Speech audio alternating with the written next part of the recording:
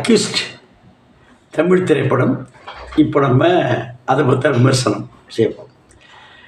யாருங்க, கதை என்னங்க?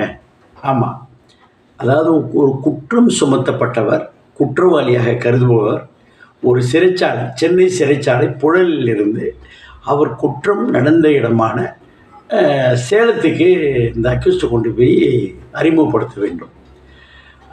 கோர்ட்டில் ப்ரொடியூஸ் பண்ணோம். அதற்கு உள்ள ஃபார்மாலிட்டிஸ் எல்லாம் போட்டு புழலிருந்து புறப்பட்டு போய் அங்கே போய் ரீச் ஆச்சா இல்லையா, ரீச் ஆகும்போது என்னென்ன பிரச்சனைகள், யார் யார் தலையிட்டார்கள், யார் யார் என்ன செய்தார்கள், இதில் யார் இவர் அக்யூஸ்ட் தப்பிச்சாரா, அவர்கள் வெற்றி பெற்றாராங்கிறதான். வழக்கமாக ஹீரோ வெற்றி பெறுவார். எப்படி வெற்றி பெற்றாருங்கிறதான் கதை.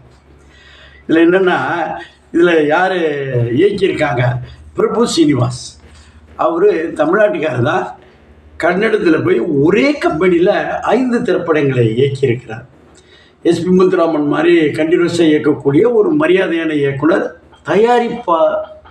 தயாரிப்பாளர் இயக்குனராக இருக்க வேண்டும் செய்திருக்கிறார். அவர் இயக்குவதை பொறுத்தவரையிலும் ஒரு நல்ல ஒரு அணுகுமுறை செஞ்சிருக்கிறார். இதில் என்னாச்சுன்னா, மியூசிக்கு நரேன் பாலகுமார்.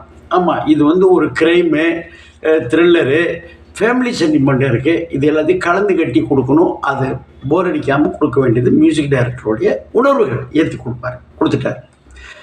அடுத்தாப்புல என்னாச்சுன்னா, ஒளிப்பதிவு மருதநாயகம். இது மாதிரி ஒரு கிரைம் த்ரில்லருக்கு வரும்பொழுது ஒளிப்பதிவும் பேரலாக டீல் பண்ணும். கண் முழுமையாக தெரியக்கூடாது, கண் வெளிப்படாமல் கொடுக்க வேண்டும். அதை கொடுத்துருக்கிறார். விஷயத்துக்கு வரும். இப்போது நடிகர் உதயா, யார் அவர், அதாவது ஏஎல் அழகப்பன் என்று ஒரு மிகப்பெரிய தயாரிப்பாளர். இன்னும் சொல்ல போனால் பாக்கியராஜ் சாருடைய அக்கௌண்ட்ஸ் எல்லாம் பார்த்துக்கிட்டு இருந்தார். அவர் திரையுலகத்திலே ரொம்ப நீண்ட கால அனுபவம் பெற்றவர். நிறைய திரைப்பட அந்த தயாரிப்பாளர் சங்கத்தில் மிக பொறுப்பு வாய்ந்தவர். அதுபோல் விஜய், ஏஎல் விஜய்னு ஒரு இயக்குனர், மதராசப்பட்டினம், அது மாதிரி நிறைய விஷயங்கள் பண்ணார். ஒரு வெற்றி பெற்ற இயக்குனர். ஆமாம், அவருடைய தம்பி ஏஎல் அழகப்பனுடைய பிள்ளை. இப்போ இந்த யார் உதயா என்ன ஆகிறாருன்னா, இப்பொழுது உதயாவின் அப்பா ஏஎல் அழகப்பன், உதயாவின் அண்ணன் ஏஎல் விஜய், அவருடைய அக்கா பிள்ளை கூட நடிச்சிருக்கிறாங்க. இது ஒரு திரை குடும்பம். ஸோ அதனால் கதை தேர்வுலையும் தயாரிப்புலையும் உதயா நேரடியாக ஒரு நடிகராக இருந்தாலும் இந்த திரைப்படத்தை முழுமையாக தன்னுடைய தோளில் சுமந்து கொண்டு அழகாக பண்ணுறார். ஒரு குற்றவாளியாக ஒரு நல்ல ஒரு தாடி இடையெல்லாம் அந்த அரை நர இருக்கும்ல, அந்த மாதிரி இமேஜை பார்க்காம மிக அற்புதமாக கொடுத்துருக்கார். அடுத்தாப்புல யோகி பாபு.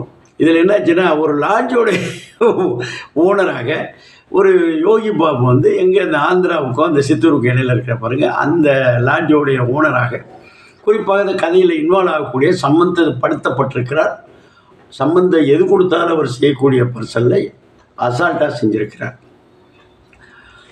அடுத்தாப்புல அஜ்மல் அமீர், ஒரு நல்ல ஆக்ஷன் ஹீரோ, ஆக்ஷன் நடிகர். அவர் ஒரு கான்ஸ்டபிளாக ஒரு டிஎஸ்பி வீட்டில் எடுபடி வேலை செய்கிறது ஆடலியாக இருப்பாங்க. அவர் அந்த குடும்பத்தில் இன்னொன்று ஆகிறத வச்சு அவருடைய பொறாமைப்பட்ட அந்த ஆஃபீஸர் மனைவி மகள் கூட எல்லாம் ரொம்ப நட்புறவாகவும் நல்லுறவாக இருக்க, இது தவறான உணர்வு இல்லை, எரிச்சப்பட்டு போயா அழைச்சிட்டு போகிறவ போயா அப்படின்னு கடை சமயத்தில் சேர்த்து விட்டுறாங்க. அவரே ஒரு கான்ஸ்டபிளாக அந்த குற்றவாளியோட காப்பாற்றுவது, சட்டத்தில் நாட்டுவது, பின்னி வழக்கமான பெடல் எடுத்தார்ல நசுக்கி புழிஞ்சு எடுத்திருக்கிறார். ஜானவிகா கலாகரி ஹீரோயின். ஆமாம், ஒரு காதலியாக, ஒரு தாயாக, இன்னொரு மனைவியாக, அது மாதிரி அந்த ஒரு அரசியல்வாதியோட மனைவியாக பண்ணுறாங்க பாருங்கள். இதில் 2 அடல்ட்ரின்னு சொல்லக்கூடிய ஒரு கள்ளக்காதல் வருகிறது. இந்த கள்ளக்காதல் செய்தவர் உயிரோடு இருக்கலாமா, இருக்கக்கூடாதா, ஏன் இருக்கக்கூடாது அப்படின்னு அவங்க கேட்கல. அதற்கான வழிவகையை செய்திருக்கிறார். இது இப்போது இந்த வாரத்தில் பார்க்க வேண்டிய டாப் 10 11 படங்கள் வருதில்லை, இதை முதல் படமாக பார்க்க தேர்வு செய்தால் கொடுத்த காசுக்கு உருப்படியார். பார்க்கலாமா? வாழ்த்துக்கள். இந்த வீடியோ உங்களுக்கு பிடிச்சிருந்தா லைக் பண்ணுங்க, ஷேர் பண்ணுங்க, கமெண்ட் பண்ணுங்க, சப்ஸ்கிரைப் பண்ணுங்க, மறக்காம பெல் ஐகானை கிளிக் பண்ணுங்க.